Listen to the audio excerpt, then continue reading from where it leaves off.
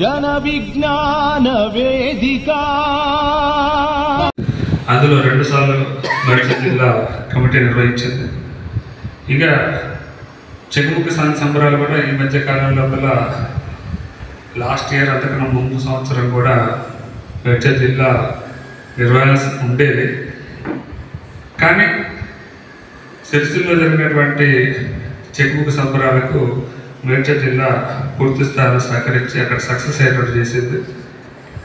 ఇది కాకుండా ముఖ్యంగా కోవిడ్ సమయంలో కనుక మనం చూసుకున్నట్టయితే ఒకటి టెలిమెడిసిన్ మనం ఏదైతే చేశామో అందులో మేడ్చల్ జిల్లా పాత్ర అనేటువంటి గణనీయమైనది.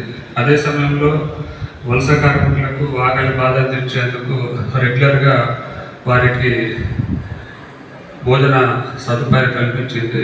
చాలా గొప్ప పని చేసింది. అదే సమయం లోపల కోవిడ్తో ఎవరు బయటికి రాని సందర్భం లోపల ఈ పారిశుద్ధ కార్యక్రమాలు, పోలీసు, డాక్టర్లు అందరికీ కూడా మాస్కులు, శానిటైజర్లు లేని సమయం లోపల సుమారు ఒక 25 లక్షల మెటీరియల్ను ఈ డాక్టర్లకు, ఈ పోలీసులకు, తర్వాత పారిశుద్ధ కార్యక్రమం కూడా జరిగింది. అది మేడ్చల్ జిల్లా పాత్ర ఇందులో